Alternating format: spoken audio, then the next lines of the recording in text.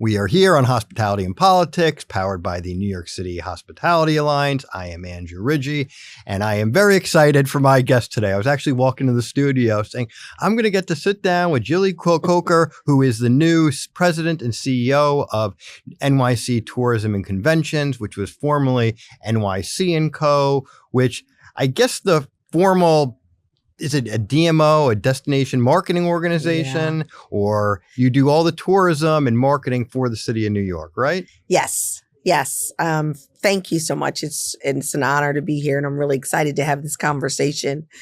Yes, we are New York City's official tourism marketing agency, and we are responsible for promoting and selling all 5 boroughs.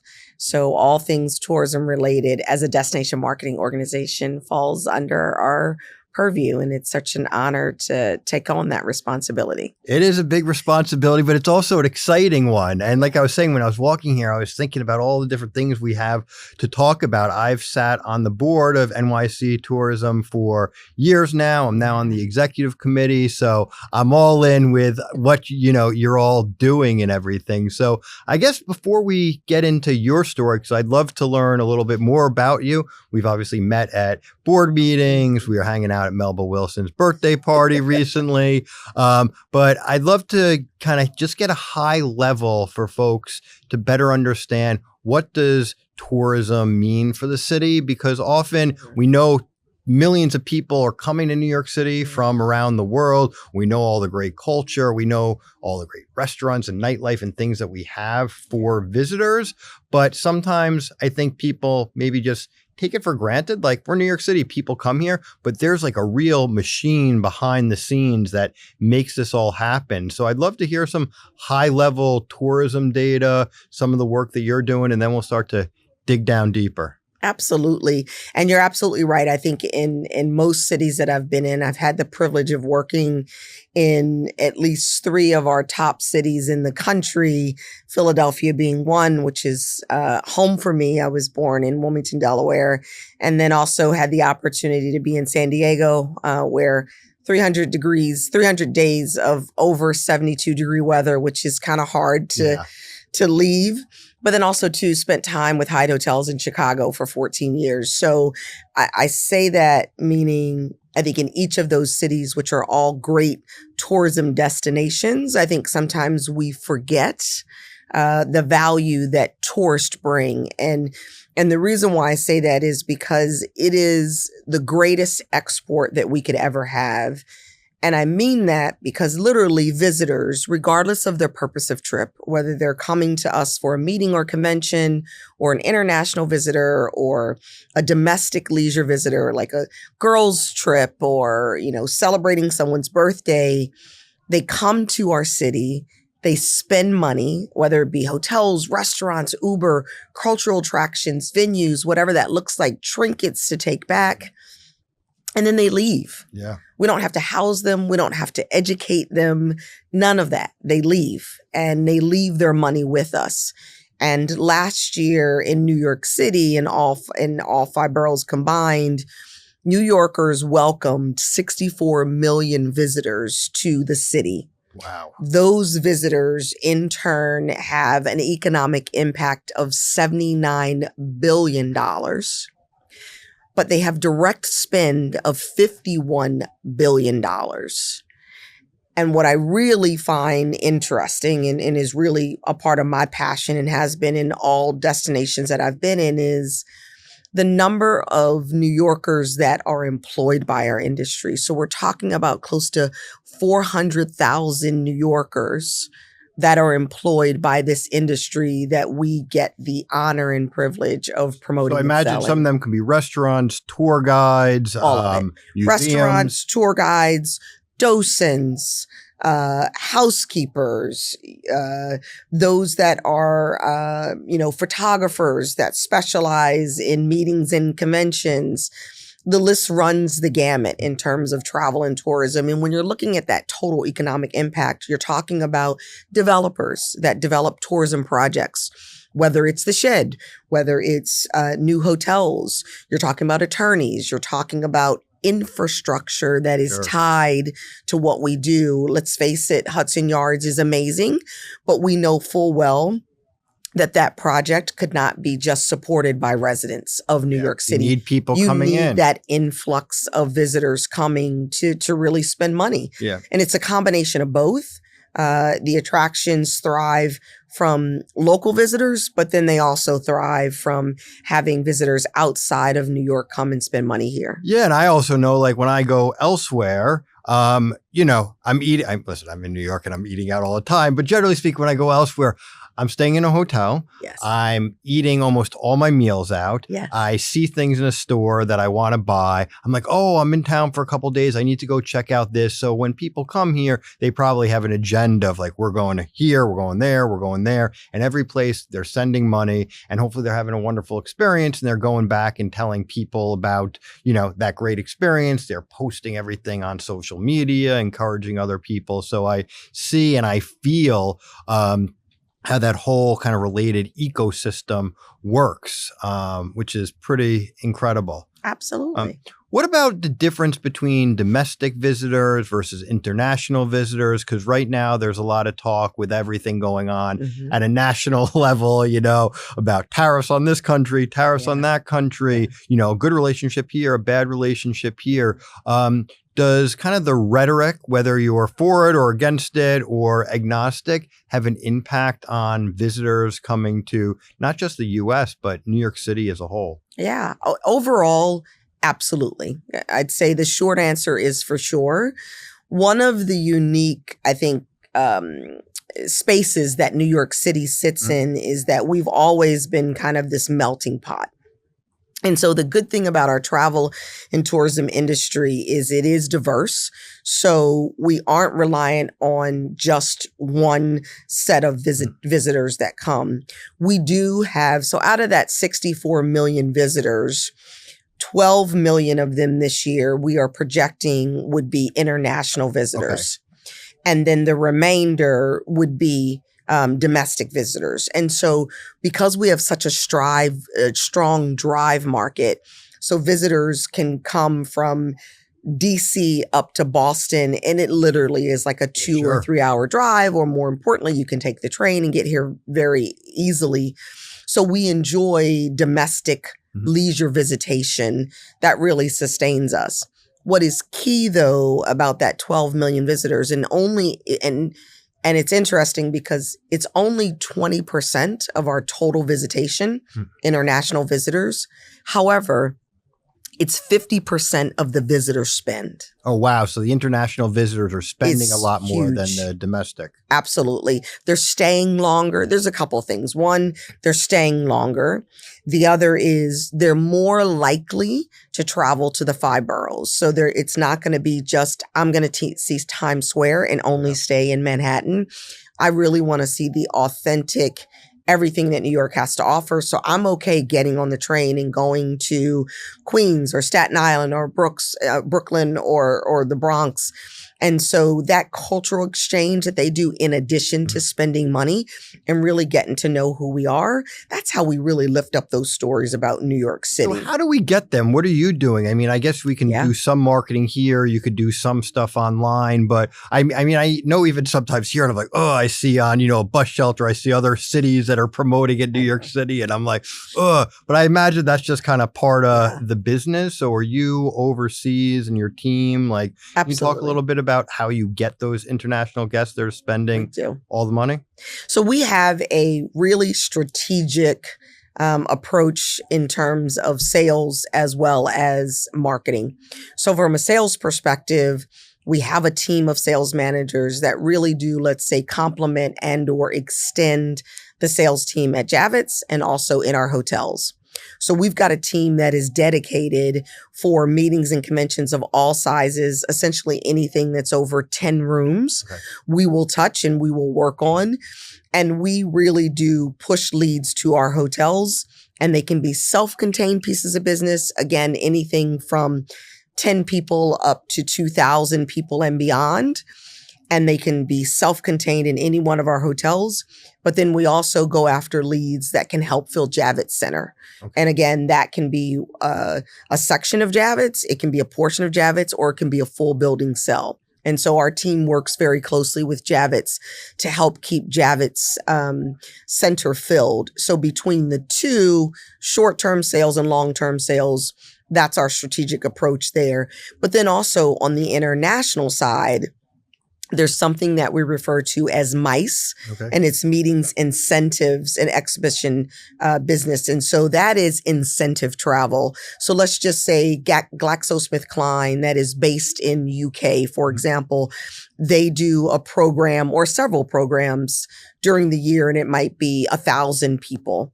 We would work with them to bring that 1,000-person meeting to the US. So that's the other side of sales. From a marketing standpoint, we're pulling all the levers. We're pulling paid media as well as earned media. Earned media is going to be pitching stories to journalists outside of the US to write about New York City. That's then going to be seen in country. And hopefully that's going to inspire someone who's sitting in Dublin, Ireland to say, I want to do a New York trip. When my kids are, get out of school, I want to do a trip, or I want to do a trip in the fall, or I want to come in the holiday, or I want to see a Broadway show, or I've always wanted to try that restaurant. I'm going to go, and I'm going to go for 3 or 4 days and package it, with a group of buddies and enjoy. And so we do that very often in both ways. We invite journalists here to touch and feel New York City and write about it.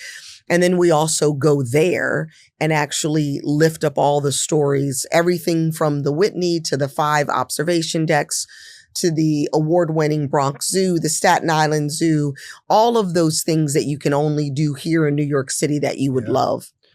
And then from a paid standpoint, we do paid advertising, whether it be through trades. So those bus shelters that you are seeing, we also have those assets abroad. And so we will place media ads over in UK, Japan, Mexico, you name it, the top destinations, the top countries that we work with, and you'll see our advertising over there. And then also, of course, we're leaning very heavily into digital because a lot of print is going away and most people are making decisions on their phone about where they want to travel. So all makes 100% sense. I would be doing, the same exact thing, but I also imagine there's tons of competition for this, and I won't put you too much on the spot and I'll talk about it, but I've seen some numbers about what some other cities in the US put up to attract people. I think it was Orlando and Vegas. And I was just astonished that some of these other cities are really putting up a lot more money to fund organizations like yours and to promote their cities to get people there. Do you know off the top of your head, how much more other cities spending than New York? Because I really want to get to the clutch of if tourism and all of this is so important to New York City, which clearly the numbers show, clearly just the social and cultural aspect of New York City shows how important it is to have all of these visitors come here for various different reasons. Why is the city and the state not putting up more money to get people from all corners of the world to come here and visit and spend money and go back home and tell people how they had the most amazing time? You're absolutely right and definitely spot on.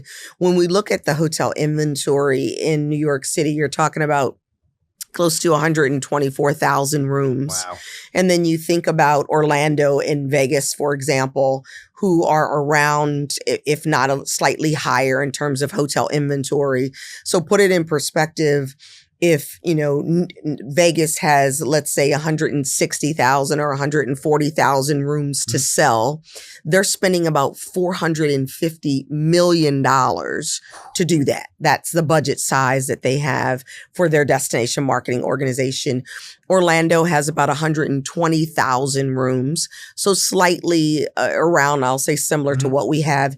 They're spending $120 million in terms of their budget. Do I not want to know what we're spending? You really don't. It's honestly, it's pathetic. We are spending $21 million. That's the contract that we have. 21 million compared to what Orlando? Compared to Orlando, compared to Vegas. I'll throw out another one, Los Angeles, another major metropolitan city.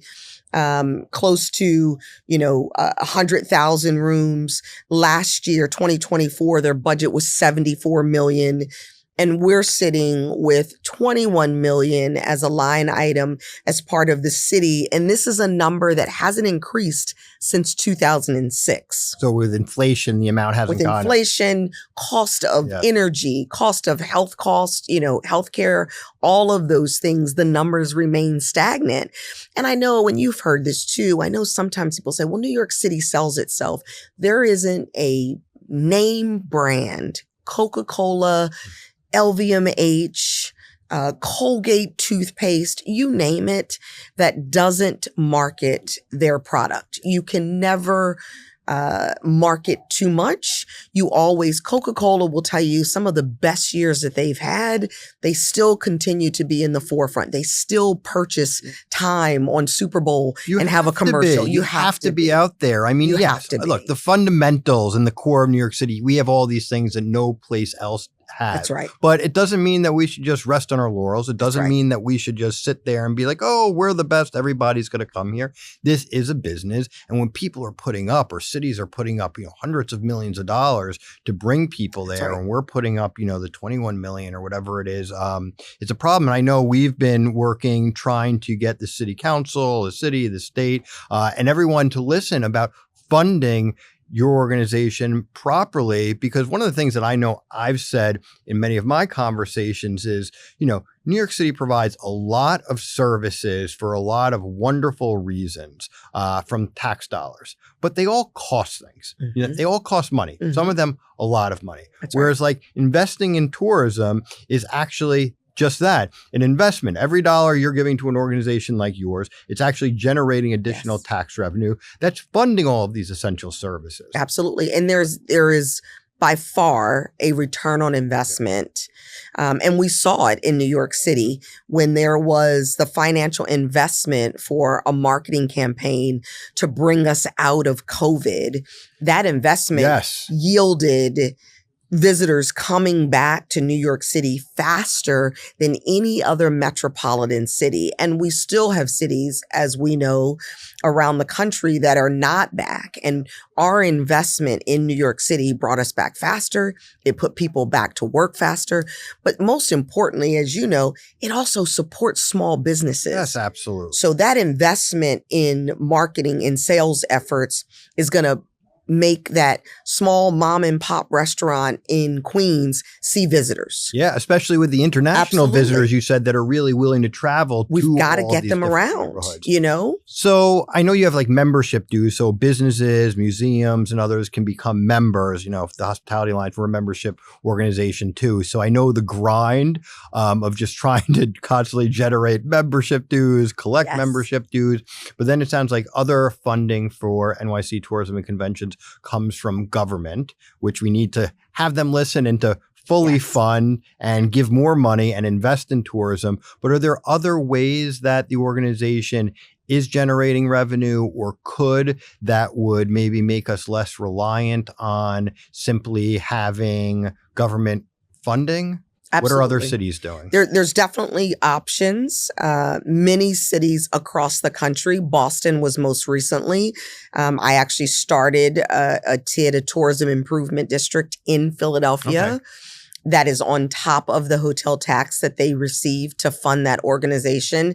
And really, just to put it in perspective, Philadelphia, just down the road with about 30,000 rooms, river to river, has a larger budget than New York City, which is just insane. But there is something that's called a tourism improvement district. And what it is visitors really pay for it. And what it looks like is an assessment on each paid hotel room. Okay. It's a small assessment. It ranges in different cities anywhere from 0.5% up to 2 or 2.5%. But when visitors check out, they're paying that assessment and essentially paying for the marketing and sales efforts that we would be able to do. Got it. It has no bearing on demand. We've seen it play out in a positive way across the country. Boston started theirs maybe 2-3 years ago. They've seen an increase in hotel occupancy. They're doing extremely well. They're a little concerned right now about international, but that's all the factors that we all know about. But then they're using that money to promote Boston or then they're in markets that they've never been in before. And it's not the local businesses that are paying. It's not like a new tax. It's the visitor. Okay, so it is the visitor that comes to the city that we have no obligation to, that is paying for these services that can be offered. The other opportunity is, a reallocation of the current hotel tax. Right now, the entire hotel tax goes into the general fund, and there could be a carve out of that tax that could fund us. The bottom line to our success, which then is everyone else's success, meaning we put more people into New York City to spend more money, which of course lowers what taxes individual residents have to pay, we need a dedicated, sustainable fund. We need to be able to extend our reach that we're currently doing. We had to cut back this year. At one point pre-COVID, we were in 19 international markets. Because of COVID and because of our cuts that we've had to take to our budget, we're only in 14 markets. Again, 20% of visitation, but 50% of spend. Australia, for example, has 6 weeks of vacation. Yeah. We want them to spend at least half of that. And they travel a lot. And they travel and they So you want them to come here. You want them to come here. They'll take in a Broadway show. They'll go to all the observation decks. They'll go around to all of the venues. They'll spend time and they'll see New York City from the water. They'll do all of those things that residents don't do. So basically, there's many different ways to give the organization the funding stream so you can properly market the city of New York around the globe. It's just, I guess, having the political will of figuring out how are we going to fund it and fund it now, because it is this competition. I mean, I look and I think about all the different events I know you're all fighting for. I know we have the World Cup coming up. Can you talk a little bit about that? Sure. We've got FIFA coming up in 2026. We're going to have 8 matches prior to the finals, which we will host with New Jersey on the 19th of July, again, 2026. It is an international phenomena. Yeah. And we want visitors from all over the world to come to New York City, even if they don't have tickets. We want them to come and experience all 5 boroughs. There's going to be watch parties. There're going to be fan fests. There's going to be just the energy throughout the city. We're good with them even coming here for a couple of matches and then going up to Boston for a couple of days and coming back through New York or going down to Philadelphia. We want to keep them on the East Coast. So that's happening. We also have the anniversary of the country. Oh, yeah. We celebrated 400 years here in New York City, which is the prelude to the 250th anniversary of America. We're going to have Sail Forth. We're going to have, right now, 22 countries have committed to have these beautiful sailboats that will only be in in Hudson Yards. That's going to take place in and around 4th of July for 2026. And for visitors to see all 30 of the sailboats, they need to come to New York City before they sail north or south. So there's a lot of exciting things that are happening next Sunday. This is the energy and the lightning, and that's what I always think. All these things, it's like the momentum of all of these events, they attract other events, they attract the energy. And I mean, even with the soccer, I was on the bus this morning taking my daughter to school, and we were talking about the World Cup because she's playing soccer and she's going to go out to a game in the next couple of weeks or something. So it's so good. And again, it goes back to that funding and making sure that we're positioned to bring all these events, then also making sure that they're managed properly. And when people come here, they have that great time, that experience. So it's a lot. So talking about being a lot. So how long you've been, it's been a couple of months? I don't know. Time started December. Yeah. Okay, so we're just about 6 months now. Oh my goodness. All right. So what, was there something when you came to New York? I mean, it's a really exciting position, but then you kind of get into it and then it's these things like with the funding and, after you get through that initial I don't want to call it the honeymoon period, but initially like, okay, I'm here and the shock wears off and you're like, okay, I'm in the day-to-day grind of the work. Are there certain things that you've seen that are like, wow, I didn't know that I was going to get to do this or see this, but I love this about New York and I really want to be out there promoting it? Because I know you've been getting around. You were just doing like a five borough-wide visits or something. Yeah, I did a listening tour, if you will. So obviously first spent time with the staff and getting to know them really well. It's a great team, by the way. You have a lot of really, really just fantastic. They're passionate. People. They're skilled. They're so talented, and most importantly, they're just committed to New York City and really making it better, which is amazing. And we're all fortunate to have them. But I've had the opportunity to get around to the boroughs. I just finished up this week, Queens. Nice. So I've been to the Bronx, Brooklyn, Staten Island, Queens, and of course, what'd you do in Queens? A lot of different stuff. Queens, we did. We went to the Queens Theater. We went to the Queens Museum. Finished up at Louis Armstrong Museum, which absolutely loved. Did both the initial or the initial museum, which is his house, and now their new facility, which is absolutely gorgeous. Spent time at the Science Museum, was out in Staten Island at the Staten Island Zoo, went over and really spent some time with an amazing family, the Nicotra family. I mean, best. Right? It doesn't get any better in the Rich and Lois, and Lois Lane when you drive in. Yes. Yes. They're good friends of mine and on the board of the Hospitality Alliance as well. And they have just done so much for Staten Island. I mean, it's really incredible about their nonprofit cafe that, they have this restaurant. They employ people locally. All the proceeds go back into charitable causes on Staten Island. It's a game changer. They are a game changer for Staten Island, and just the pride and excitement that they have. And then we were out in the Bronx and spent time on Arthur Avenue, and I mean, it doesn't. All these great places. I was just there. It's great. Bronx Beer Hall and in the market, and just walking up and down the street and being offered the Parmesan cheese, and just what I have found to your question, and even in Brooklyn, and certainly all the amazing things there in the Brooklyn Museum, what I have found and didn't really know that well is just the pride and energy, but also to the innovation and creativity that each of our, I'll say boroughs, but really neighborhoods have. And I truly can say this and mean this. In order to know New York City, you have to go through all 5 boroughs. You must. Yeah. Every borough has its own personality, has its own vibe, has its own way of inspiring you to come back and learn more. And so that's been great. And that's something that we have really leaned into more, especially over the last 5 years, that I'm really proud of the work that my predecessor, Fred, did and that we're going to continue to do. Shout out to Fred Dixon, who's now, Brand USA? Brand USA. Which is the marketing organization for the country, for America. He's our destination marketing voice for the U.S. And obviously that's extremely important. We've talked a little bit about who New York competes, but we also compete with Dubai and Paris and London. And so getting that message out. But having been here now 6 months, there's something for everyone. Yeah. It definitely cannot be done in one trip. There isn't a length of time that is too much in New York City, because there always is something to do. But I think it's also important to say you can only see a Broadway show on Broadway in New York. Yeah. You can see a Broadway show somewhere else, but only on Broadway. You can only see and feel and touch, Arthur Avenue and the great Italian restaurants and neighborhood that's there in New York City. You can only have the experience of high-end retail that we have here.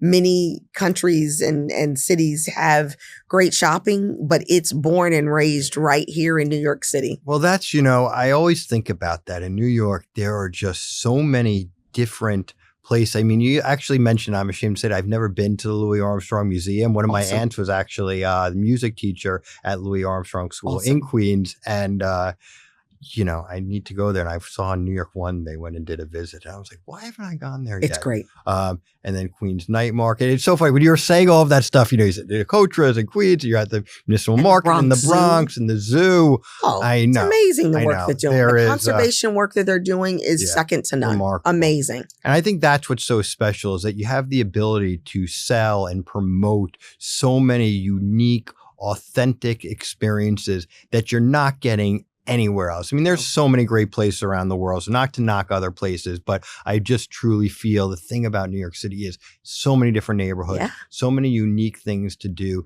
that you really can't get or do anywhere. Like I kind of feel that way, like New Orleans. I always love, like New Orleans. There's something unique about the culture there where you go there, and this is like distinctly its own unique place. Absolutely. And that's the same thing with New York. And there's a handful of other cities that are like that as well. But I also want to talk about some of the other programming that the organization does. Like, yes, we're promoting events in just New York City as a whole for people from around the country, around the world. But you also do a lot of kind of events and promotion that I know that I've taken advantage of locally. So Restaurant Week, Broadway Week. Yeah. Could you talk a little bit about that? Because I feel like people know Restaurant Week, they know Broadway Week, but maybe they don't necessarily know that it's connected and created and managed by NYC Tourism and Conventions. So we really lean heavily into the community piece. And so we are excited about the vibrancy programs that really benefit the community that we're able to do.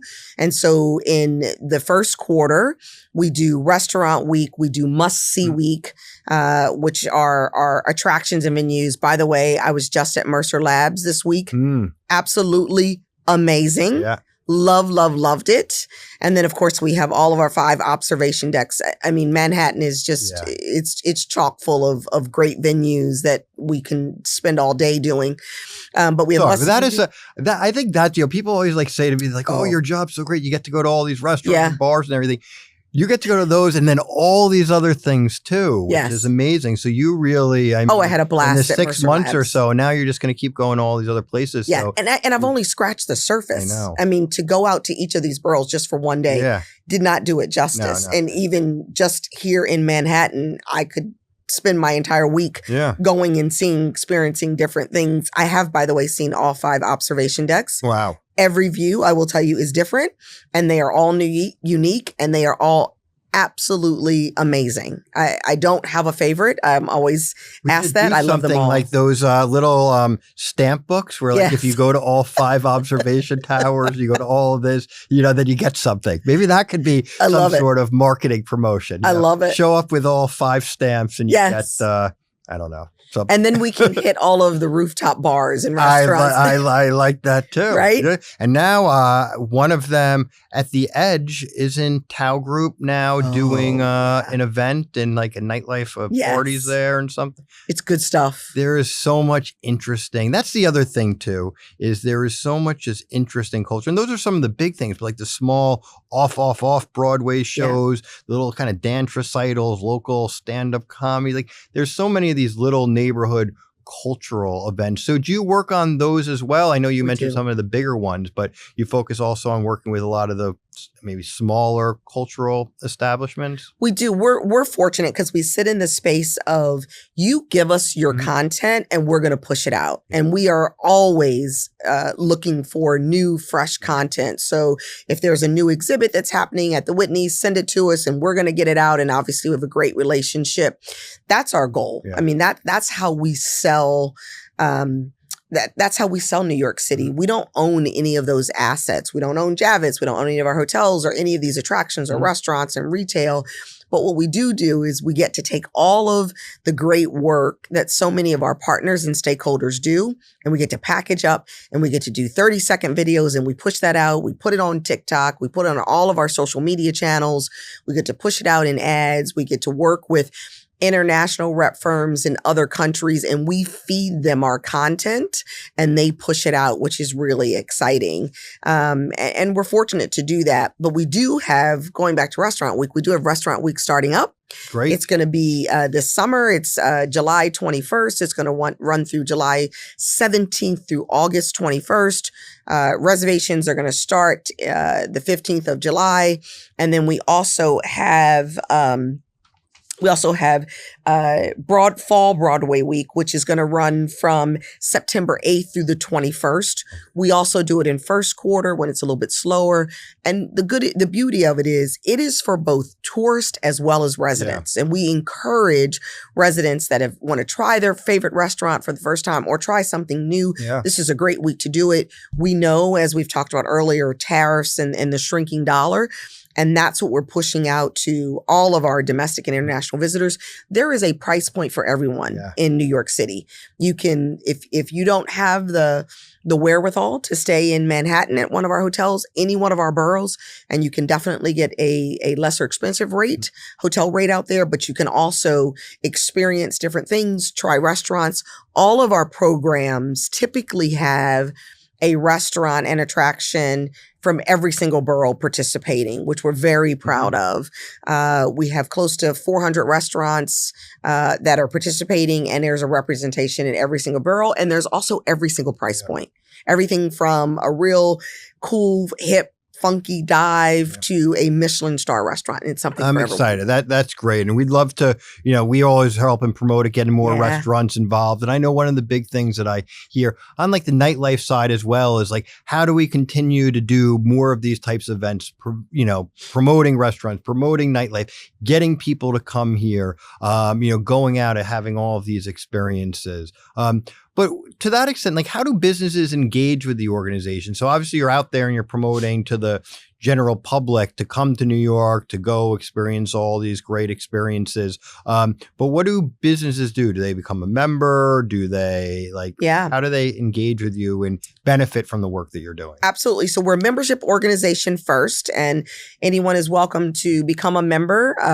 NYCtourism.com. We have a very strong membership team that is very good at doing orientation and getting people familiar with all the benefits and how they can tap into the resources that we have and the audiences that we have available to them. I mean, that's the great thing, is that we're serving up their content to so many viewers and eyeballs that come to our website, and then also how we push out that content. And then also too, we have a very strong tourism ready program. Mm-hmm. So if someone is new to the industry, or if there's a small organization that is from an underserved community, they can be a part of our tourism ready program. Right now, it is a complimentary program, and they are able to take full advantage. We take them through a process from soup to nuts, how to better market your business, how to market your business, how to really plug into whether it's meetings or conventions, if that's what you're trying to reach, if it's leisure customers or international customers, the best way to do that. The other thing that I really enjoy about the Tourism Ready program is that there's also alumni. So if you are a startup florist, or if you have a product that you're trying to get out, we can connect you with others who have gone through the program and other members who will help mentor you because they were in your seat at one point, and help you grow that business, which then, of course, it benefits all of New York. Yeah, no, absolutely. And those are the supports that people need. I think especially small business owners obviously don't always have the time and the bandwidth to be professionals at marketing their business. Absolutely. Getting access to, the visitors, getting access to the people coming in for conferences. So having a go-between and someone that can actually train them like your organization does is extraordinarily helpful. And, listen, you have my commitment on a few things. One, the funding. I get it. Like, your organization needs money so we can be out there competing with other cities, and not even just competing with other cities, but just being and doing the best work that we can do, because we like to drive ourselves, like our, can set very high expectations and try to hit them and exceed them. And that's going to take funding and having the proper resources. The other thing are like these big events, like the fact that the World Cup's coming, that's amazing. And if there's like other ways that we can help, and I know there's a lot of people in my industry that really want to continue to bring these big type of global events, whether they're related to music or food or sports or whatever it is, they benefit from them and they love the energy it brings to the city. So we're always, gung ho to help, scream from the trees and the top of the buildings or the observation decks, come here, come to New York City. I love it. And then also just the little neighborhood spots that are so important, because I have a lot of friends in that kind of smaller kind of, cultural institutions, not the big ones, but there's such a synergy in our relationships. As someone goes to Queens to a neighborhood museum or see some sort of dance performance, and then they go to the local bar. They go to the local restaurant. They pop into the retail shop. So it really is so important, all of the stuff that you do. I guess I kind of just said, like, I'll support all the stuff that you do. But what about your vision? Coming here, it's obviously a big role. You're going to these different neighborhoods. Are there specific visions or goals or things that you've laid out for yourself that you're like, this is really what I want to focus on. This is really what I want to achieve in this role. Obviously, things don't happen overnight, so it takes time. But what is Julie bringing to the role? What's your passion for it? I'm really excited, and it's a time that I'm honored and see it as a privilege to be in New York City at this very moment. Obviously, we are coming out of COVID and very close to exceeding numbers, pre-COVID levels. So excited to be a part of that. But really, our focus will remain on sustainable funding so that we have the opportunity to grow visitation strategically in a sustainable way. And the way to do that is to take that visitor and push them out into the 5 boroughs. Having 64 million visitors take the time to be out into the 5 boroughs benefits all of us as New Yorkers. It will lift up those small mom and pop organizations that we talked about, as well as our legacy institutions like the Met and the Frick Museum, and the list goes on. Everyone benefits from that. And also too, there's just that cultural exchange that I think makes us better humans, which is extremely important.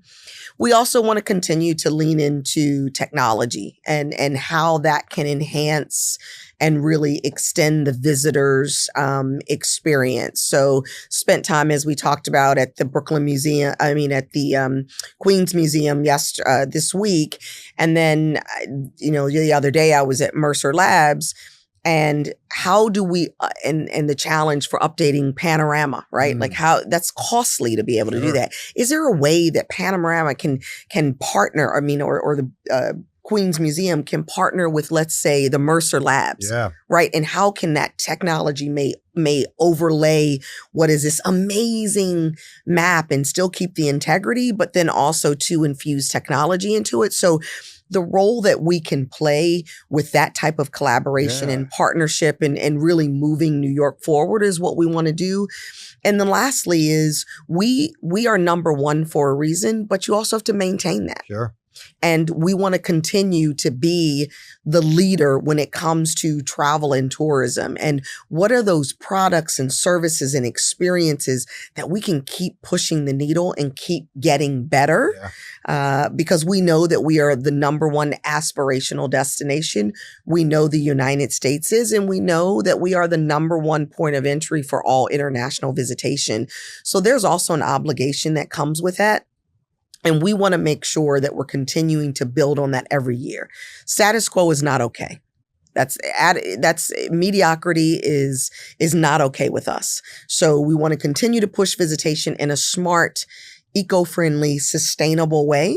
And we also want to make sure that all New Yorkers are benefiting from those visitors who are coming to our amazing city that we call home. Well, you got me excited. I'm going to visit. I feel like I'm a tourist in my own city sometimes going around. So this is great. Well, listen, tourism, visitors, all of this so important to the city in so many ways. I'm honored to be involved with the organization. I know you do so much for restaurants, for hospitality as a whole, and we're just going to keep driving. And I like kind of what you were saying too, is yes, we are number one, but I think about it like the best athletes. They're not just number one for the sake of being number one. They're constantly training, they're constantly pushing themselves, and that really kind of equates to the same thing. We need to continually fund, continually innovate, continually attract people, and have exciting events to make sure we stay fresh and we stay new while preserving all of the classic culture and restaurants and that authenticity that people come here from. So it's like, innovating for the future and preserving and recognizing the past and the current state of everything. So this is great. Now I feel like I even know you better. I love it. And I wish you the absolute best. You're a rock star. I love that you're getting out to all of these great places. Yeah. And Julie Coker, NYC Tourism and Convention, doing the great work, telling everybody what they're doing to promote New York City and the things that we are doing and need to do. Thank you for coming on the show. Andrew, thank you for your partnership. We appreciate it. All right, everyone, go do something fun in New York City. And if you're not in New York City, come and visit us and say hello. Talk soon. This is Hospitality and Politics with Andrew Ridgey, powered by the New York City Hospitality Alliance.